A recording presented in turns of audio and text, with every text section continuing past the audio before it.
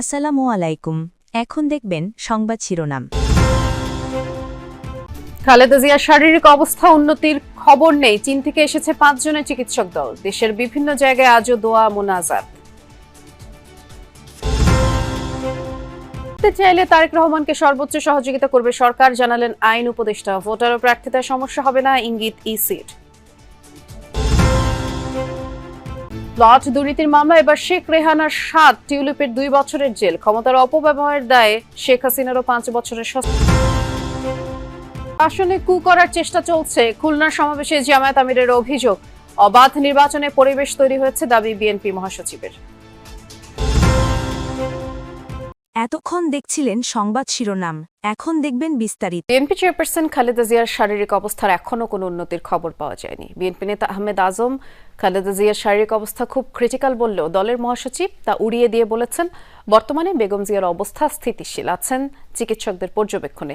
Doctor AZM Zahid Hossain ছাড়া খালেদা জিয়ার চিকিৎসা সংক্রান্ত কোনো তথ্য গ্রহণ না করার আহ্বান জানিয়েছে বিএনপি। এরই মধ্যে খালেদা জিয়ার চিকিৎসায় 5 সদস্যের চীনা মেডিকেল টিম এখন ঢাকায়। আগামীকাল আসবে চিকিৎসকদের মূল দল। প্রায় এক সপ্তাহ ধরে রাজধানীর এভারকেয়ার হাসপাতালে ভর্তি বিএনপি চেয়ারপারসন খালেদা জিয়া। দেশি বিদেশি চিকিৎসকদের সমন্বয়ে গঠিত মেডিকেল বোর্ডের নির্দেশনায় সিসিইউতে চলছে তার চিকিৎসা। খালেদা জিয়ার জন্য এদিনও অনেক নেতাকর্মী, সাধারণ মানুষ হাসপাতালের সামনে ভিড় করেন, প্রার্থনা করেন খালেদা জিয়ার দ্রুত আরোগ্যের। আমার মা সবসময় বলতো যে খালেদা জিয়া অনেক ভালো। তারপর আমরা তার যুদ্ধর কথা শুনেছি, অনেক কষ্ট করেছে। এটা একটা আফসোস, কাছে এসেও তাকে দেখতে পাচ্ছি না। না দেখলেই যে দোয়া তাতে লাগবে না তা না, বাইরে থেকে তার জন্য দোয়া করতেছি। বলতে পারবো না যে কতটুকু কষ্ট হয়, কতটুকু হৃদয় বিদারক। আসলে এখানে যে শুয়ে আছে, এখানে কিন্তু খালেদা জিয়া শুয়ে নাই, পুরো বাংলাদেশ শুয়ে আছে। বিএনপি মহাসচিব জানান, খালেদা জিয়াকে সুস্থ করতে মেডিকেল বোর্ড আপ্রাণ চেষ্টা করে যাচ্ছে। তারই অংশ হিসেবে সোমবার চীন থেকে 5 সদস্যের মেডিকেল টিম আসে এভারকেয়ার হাসপাতালে। মঙ্গলবার আসবে চিকিৎসকদের মূল দল। চিকিৎসকরা কাজ করছেন, আপ্রাণ চেষ্টা করছেন। দেশি বিদেশি সমস্ত চিকিৎসকদেরকে যুক্ত রেখেই তারা চিকিৎসাটা করছেন। এবং আল্লাহ তাআলার কাছে আমরা সবসময় গোটা দেশবাসী এই দোয়া করছি যে আল্লাহ তাআলা তাকে যেন সুস্থ করে দেন, তিনি যেন সুস্থ হয়ে আমাদের মাঝে আসেন। এই ঘটনার মাঝে হাসপাতালে এসে বিএনপির ভাইস চেয়ারম্যান আহমেদ আজম খান জানান, খালেদা জিয়ার পরিস্থিতি অত্যন্ত ক্রিটিক্যাল। উনি খুব ডিপ কন্ডিশনে আছেন, এটাকে আপনারা ভেন্টিলেশনও বলতে পারেন বা খুব ক্রিটিক্যাল কন্ডিশনও বলতে পারেন। এই মুহূর্তে সারা জাতির কাছে দোয়া চাওয়া ছাড়া আর কিছু বলার নেই। হাসপাতালের যে কক্ষে খালেদা জিয়ার চিকিৎসা চলছে, সেখানে ডাক্তার ছাড়া কারোরই ঢোকার অনুমতি নেই। পরে টেলিফোনে সাংবাদিকদের মাধ্যমে সাধারণ মানুষকে বিভ্রান্ত না হওয়ার আহ্বান জানান বিএনপি মহাসচিব। বলেন, খালেদা জিয়ার অবস্থা স্থিতিশীল, এখন অত্যন্ত অসুস্থ।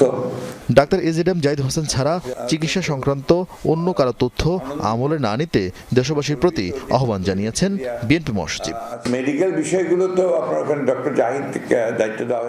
বৃষ্টি বিকেল নাগাদ চীন থেকে 5 সদস্য বিশিষ্ট একটি চিকিৎসক দল এভারকেয়ারে এসে পৌঁছেছেন এবং তারপরেই এভারকেয়ারে খালেদা জিয়ার যে বিশেষজ্ঞ চিকিৎসক দল রয়েছে এবং যে মেডিকেল বোর্ড গঠন করা হয়েছে দেশি এবং বিদেশি চিকিৎসকদের সমন্বয়ে, সেই মেডিকেল বোর্ডের সাথে তারা যুক্ত হয়েছেন এবং তাদের সাথে বিএনপি চেয়ারপারসনের ব্যক্তিগত চিকিৎসক এজেডএম জাহিদ হোসেন তিনিও রয়েছেন এবং একটি বৈঠক এই মুহূর্তে চলছে বলে আমরা জানতে পেরেছি। সেই বৈঠকটি বিকেল থেকে শুরু হয়েছে, এখনও সেটি শেষ হয়নি বলেই আমরা জানি।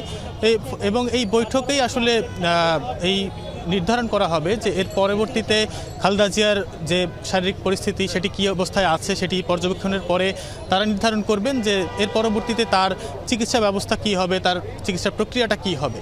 আপনি বলছিলেন যে আগামীকাল আরও একটি দল কিন্তু আসার কথা রয়েছে, আরও একটি বড় একটি দল চীন থেকে আসার কথা রয়েছে। সেই দলও কাল এসে এই দলটির সাথে যুক্ত হবে এবং তারা খালেদা জিয়ার যে শারীরিক অবস্থা সেটি পর্যবেক্ষণ করবেন এবং আরও সমৃদ্ধ করবেন, তার চিকিৎসা ব্যবস্থা আর কী করে উন্নতি করা যায় সেটির জন্য তারা একযোগে কাজ করবেন বলে আমরা জানতে পেরেছি। এবং এই আজকের বৈঠকের কী ফলাফল হবে বা পরবর্তীতে কী সিদ্ধান্ত হবে সেটি এই বৈঠকের পরে এজেডএম জাহিদ হোসেন তিনি গণমাধ্যমের সাথে কথা বলার কথা রয়েছে। বিএনপির ভারপ্রাপ্ত চেয়ারম্যান তারেক রহমান দেশে ফিরতে চাইলে সর্বোচ্চ সহযোগিতা করবে সরকার। আইন উপদেষ্টা ডক্টর আসিফ নজরুল বলেছেন, তারেক রহমানের বাংলাদেশে আসার ব্যাপারে কোনো রকম আইনগত বাধা আছে বলে তার জানা নেই। অন্যদিকে নির্বাচন কমিশন সচিব জানিয়েছেন, তারেক রহমান এখনও ভোটার নন। বিধি মেনে আবেদন করলে এবং ইসি তাতে সাড়া দিলে নির্বাচনে অংশ নিতে পারবেন তিনি। 2024 সালের জুলাই গণ অভ্যুত্থানে শেখ হাসিনা সরকার ক্ষমতাচ্যুত হলে তার আমলে এবং পূর্ববর্তী তত্ত্বাবধায়ক সরকারের সময় তারেক রহমান ও তার স্ত্রী জুবাইদা রহমানের বিরুদ্ধে দায়ের হওয়া বেশিরভাগ মামলায় নিষ্পত্তি হয়েছে আইনি প্রক্রিয়ায়। তারপর থেকেই আলোচনায় তারেক রহমানের দেশে ফেরার বিষয়টি। শিগগিরই তিনি ফিরবেন, অংশ নেবেন ত্রয়োদশ জাতীয় সংসদ নির্বাচনে, এমনটাই ছিল সবশেষ অবস্থান। এরই মধ্যে গুরুতর অসুস্থ হয়ে হাসপাতালের নিবিড় পরিচর্যায় তার মা বিএনপি চেয়ারপারসন খালেদা জিয়া। পাশে নেই ছেলে তারেক রহমান। ফেসবুক পোস্টে মায়ের কাছে আসার আকুতি প্রকাশ করেন তিনি। জানান, দেশে ফেরার সিদ্ধান্ত তার একক নিয়ন্ত্রণে নেই। এরপর থেকেই জনমনে প্রশ্ন, তারেক রহমানের ফিরতে বাধাটা কোথায়? আইন উপদেষ্টার কাছে জানতে চাইলে তার উত্তর, তারেক রহমানের ফিরতে আইনি কোনো বাধা নেই, বরং তিনি চাইলে সর্বোচ্চ সহযোগিতা করবে অন্তর্বর্তী সরকার। বিএনপির অ্যাক্টিং চেয়ারম্যান জনাব তারেক রহমানের বাংলাদেশে আসার ব্যাপারে কোনো রকম আইনগত বাধা আছে বলে আমার জানা নাই। আর যদি কোনো বাধা থেকেও থাকে অবশ্যই আমরা ওনাকে সর্বোচ্চ সহযোগিতা করব। ওনার নিরাপত্তার ব্যাপারে আমরা সর্বোচ্চ সহযোগিতা করব। আইন উপদেষ্টা বিশ্বাস করেন, সঠিক সময়েই দেশে ফিরবেন তারেক রহমান। আমার মনে হয় যে আমি নিজে বিশ্বাস করি কোনটা উপযুক্ত সময়, এটা সবচেয়ে ভালোভাবে নির্ধারণের ক্ষমতা ওনার রয়েছে। উনি যেটা উপযুক্ত সময় সেই সময় দেশে আসবেন বলে আমি বিশ্বাস করি। এদিকে নির্বাচন কমিশনে এক ব্রিফিংয়ে সিনিয়র সচিব জানান, তারেক রহমান এখনও ভোটার হিসেবে নিবন্ধিত হননি। তবে ইসি সিদ্ধান্ত দিলে তিনি আগামী নির্বাচনে ভোটার ও প্রার্থী হওয়ার সুযোগ পাবেন। আইনগতভাবে কমিশনের এই এখতিয়ার আছে বলেও উল্লেখ করেন তিনি। এটা আমার জানা মতে না পারতে পারেন যদি কমিশন সিদ্ধান্ত দেয়। 31শে অক্টোবর 2025 পর্যন্ত যারা 18 বছর অর্জন করেছেন এবং নিবন্ধিত হয়েছেন তাদেরই নাম ভোটার তালিকায় আসবে। তারেক রহমান চাইলে একদিনের মধ্যে ট্রাভেল পাস ইস্যু সম্ভব বলে রোববারই জানান পররাষ্ট্র উপদেষ্টা। পূর্বাঞ্চলে প্লট বরাদ্দে দুর্নীতির মামলায় এবার শেখ রেহানাকে দেওয়া হয়েছে 7 বছরের জেল। 2 বছরের সাজা হয়েছে তার কন্যা ব্রিটিশ এমপি টিলিপ সিদ্দিকেরও। একই মামলায় ক্ষমতাচ্যুত প্রধানমন্ত্রী শেখ হাসিনাকে 5 বছরের সশ্রম কারাদণ্ড দিয়েছে ঢাকার বিশেষ জজ আদালত 4। 3 জনকে 1 লাখ টাকা করে অর্থদণ্ড দেওয়া হয়েছে।